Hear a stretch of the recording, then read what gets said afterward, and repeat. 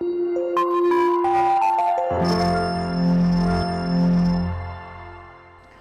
students, hope you all are doing good. Today we are doing a chapter named Life in Temperate Regions. Temperate regions में लोगों की life कैसी होती है, इसमें हम दो टॉपिक पढ़ेंगे, prairies and the weld. Okay, now पहले हमने पढ़ा है कि जो नेचुरल वेजिटेशन है वो differ is in one area to another. एक एरिया में अलग होती है, दूसरे एरिया में अलग होती है. कैसी वहाँ की कंडीशंस होती हैं, क्लाइमेटिक कंडीशन के अकॉर्डिंग वहाँ पर रेनफॉल होती है और उसी अकॉर्डिंग वहाँ वेजिटेशन ग्रो होती है. कहीं पर बहुत सारे फॉरेस्ट होते हैं और कहीं ऐसी कंडीशन होती है जहाँ पर ग्रासलैंड्स ग्रो हो सकते हैं. Okay, temperate region extend in the mild mid latitudes between 40 degree to 50 degree in both the side northern and the southern hemisphere. The climate here is moderate and grass forms the dominant vegetation cover. यहाँ का जो climate है grassland का, temperate region का, ये कैसे होता है, मॉडरेट होता है और दूर दूर तक आपको क्या दिखाई देगी, ग्रास दिखाई देगी. जो टेम्परेट ग्रासलैंड है उनको अलग अलग जो टेम्परेट ग्रासलैंड हैं उनको अलग अलग जगह पर अलग अलग नाम से बोला जाता है. जैसे कि नॉर्थ अमेरिका में प्रेरीज के नाम से, ओके, साउथ अमेरिका में पैम्पस के नाम से, यूरेशिया में स्टेपीज के नाम से, एंड साउथ अफ्रीका में वेल्स एंड ऑस्ट्रेलिया में डाउन्स के नाम से. ठीक है, ये सारे क्या है, ग्रासलैंड्स के एग्जाम्पल है. तो फर्स्ट हम रीड कर रहे हैं द प्रेरीज. प्रेरीज जो वर्ड है ये एक लेटिन वर्ड प्रेता से लिया गया है जिसका मतलब है meadow. It is a region of flat gently sloping or hilly land. Mostly the areas are treeless, but near the low-lying plains flanking river valleys trees can be found. Tall grass up to 2 meter high dominates the landscape. Prairies जो हैं, prairies grassland जो हैं, ये दूर दूर तक आपको grass ही दिखाई देगा.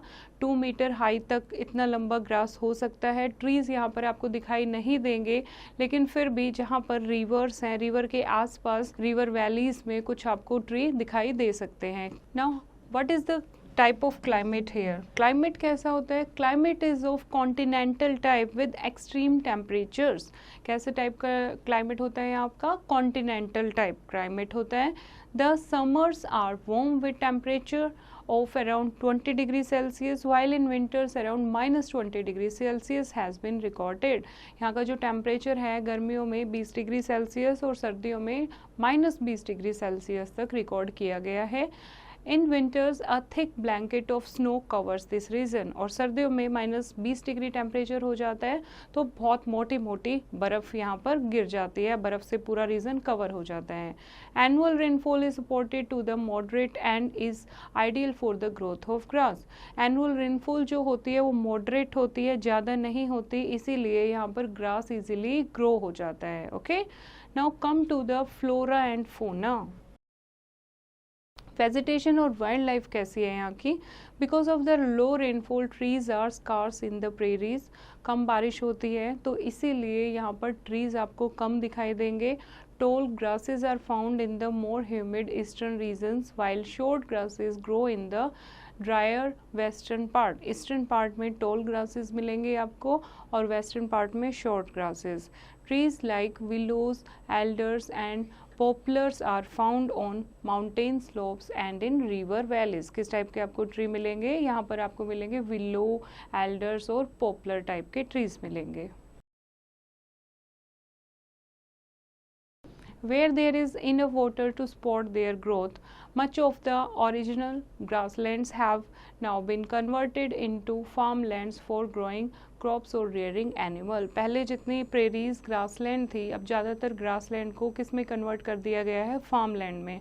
यहाँ पर जो लोग हैं वो एग्रीकल्चर करने लगे हैं और क्रॉप ग्रो करते हैं और एनिमल को रियर करते हैं. Coyotes, rabbits, prairies dogs, burrowing rodent of the squirrel family and rattlesnake, lark and hawks are found in the prairies. Insect कौन से मिलेंगे आपको, like grasshopper and flies are abundant. Hunting has reduced the number of American bison which were once abundant in the prairies. और यहाँ पर bison भी बहुत ज़्यादा मिलते थे, लेकिन हंटिंग के कारण ये आपको बहुत कम दिखाई देंगे. Okay, now come to the life about people. It is the most technically advanced region of the world, and the farmers have huge stretches of land up to 1000 acres. लंबे लंबे farmland हैं लोगों के पास वहाँ. They live on the farms. Farming is commercial in nature और hence most of the produce is sold. ज़्यादातर ये जो farming होती है यहाँ पर ये commercial purpose से होती है कि selling purpose के लिए. Okay, farms are usually large. Machines are widely used in farm operation. One such machine is in combine which can reap crop as well as thresh and grain. The prairies produce a huge surplus of wheat which is exported. यहाँ पर सबसे ज़्यादा गेहूँ उगता है, combine मशीनों का use किया जाता है एग्रीकल्चर के लिए, और इतना सारा वीट यहाँ पर ग्रो होता है कि उसको एक्सपोर्ट भी किया जाता है. Hence this region is often called the granary of the world.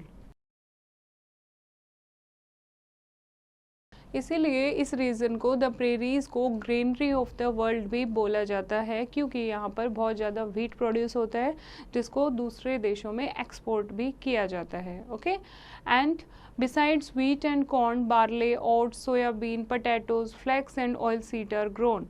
Cotton is grown here where irrigation facility are available. कहीं कहीं पर कॉटन भी ग्रो होता है जहाँ पर इरीगेशन फैसिलिटी अवेलेबल है.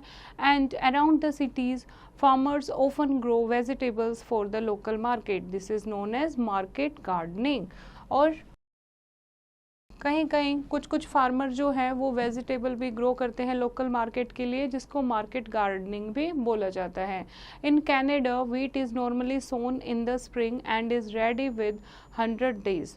Due to melting of ice in the spring much needed moisture is available. Most of the Canadian wheat called the spring wheat is export purpose. Canada में wheat बहुत ज़्यादा grow होती है और ये कौन से सीज़न में होती है? स्प्रिंग सीज़न में सो करते हैं, बोते हैं, जो कि 100 दिन में पक जाती है, और विंटर सीज़न से पहले इसको, ताकि आइस आने से पहले इसको काट लिया जाता है और सेल कर दिया जाता है. ओके, तो इसको स्प्रिंग व्हीट भी, कैनेडियन व्हीट को स्प्रिंग व्हीट भी बोला जाता है, जो मोस्टली एक्सपोर्ट के पर्पज़ से ग्रो की जाती है. ओके, ऐसे ही यूएसए में भी प्रेरीज हैं और they are large cattle farms known as ranches. और प्रेरीज में बड़े बड़े फॉर्म होते हैं जिनको क्या कहा जाता है? रेंचेस कहा जाता है, जहाँ पर एनिमल को पाला जाता है. Okay, now come to the next, that is about the veld. Velds are rolling plateau with varying heights ranging from 600 meter to 1100 meter. जो ये रोलिंग प्लेट्यूज होते हैं और इनकी हाइट कहाँ है? 600 मीटर से 1100 मीटर तक. It is covered by the Drakensberg mountain on the east. On the north eastern part high welds are located that attain a height of more than 1600 meters in some areas. ये आपको weld mountain की, weld जो grassland है उनकी location है weld mountain के पास, जहाँ पर हाई वेल्ड आपको मिलेगी. Okay, location. The temperate grassland of South Africa are called the veld. जो टेम्परेट ग्रासलैंड है साउथ अफ्रीका की, उसको क्या कहा जाता है? उसको वेल्ड कहा जाता है. Weld means field. वेल्ड का क्या मतलब है? फील्ड. फील्ड इन डच. डच में वेल्ड को फील्ड के नाम से जाना जाता है, डच में फील्ड को वेल्ड बोलते हैं. Okay, the veld lies in the southern hemisphere between 25 degree south to 36 degree south. These rolling pastures stretch over a vast plateau situated 600 to 1100 meter above mean sea level. The veld is flanked by the Drakensberg mountain in the east and the Kalahari desert in the west. It is drained by the Orange and Limpopo rivers. दो river यहाँ से निकलती हैं. कौन कौन सी? Orange and Limpopo river. It covers extensive parts of South Africa. Now come to about the climate. Climate कैसा है यहाँ का? वेल्ड का जो क्लाइमेट है, it is closer to the sea than the prairies of the North America. So the climate here is more moderate than that of prairie. Prairie के से अगर हम बात करें तो प्रेरी से ज़्यादा क्लोज है वेल्ड सी के नज़दीक, तो यहाँ का जो क्लाइमेट है वो मच मॉडरेट है as comparatively to prairies. Summers are short and warm and winters are long and cool.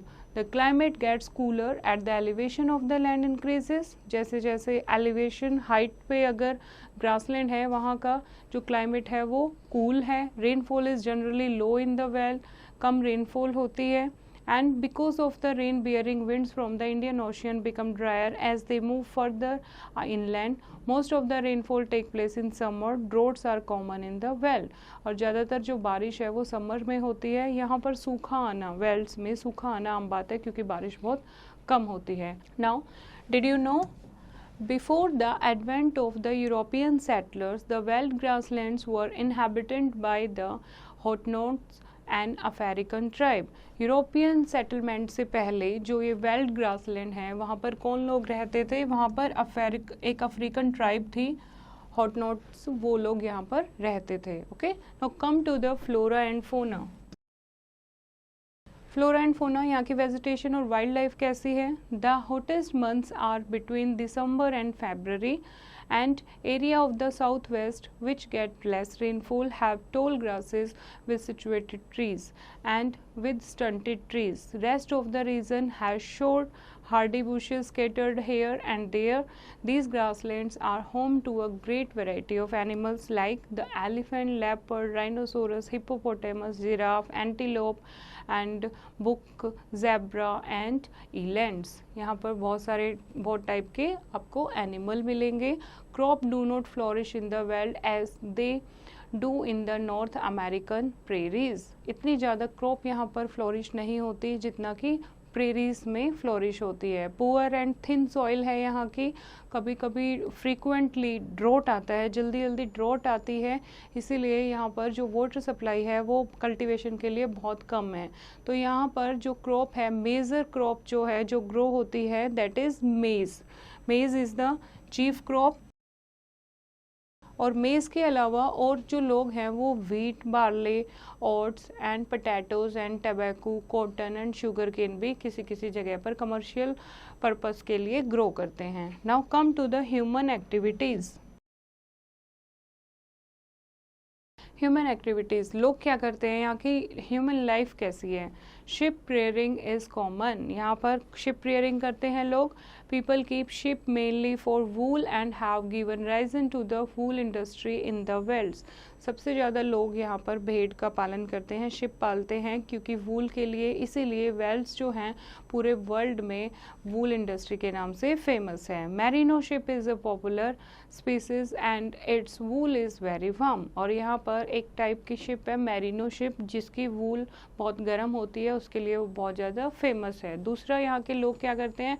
Dairy farming करते हैं, कैटल को रियर करते हैं ताकि उनसे डेयरी प्रोडक्ट जैसे कि मिल्क, बटर, चीज़ वो ले सकें और ख़ुद के लिए भी, डोमेस्टिक पर्पस के लिए भी और कमर्शियल पर्पस के लिए भी यूज़ कर सकें. The veld is the rich in mineral. The high reserve of coal and iron has to lead to the growth of the iron and steel industries. यहाँ पर बहुत सारे मिनरल मिलते हैं जैसे कि आयरन और स्टील, जिससे बहुत सारी इंडस्ट्री इस्टेब्लिश की गई है. और यहाँ पर गोल्ड एंड डायमंड के भी डिपॉजिट्स मिले हैं. Gold is produced in wit water stand.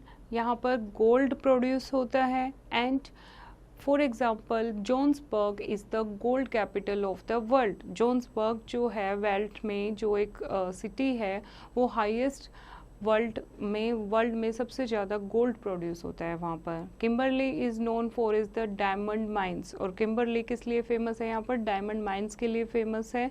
And the reason is well connected through transport and communication networks also. और वर्ल्ड का जो ये यहाँ का रोड वगैरह हैं, ट्रांसपोर्ट और कम्युनिकेशन सिस्टम जो है ये वेल कनेक्टेड है.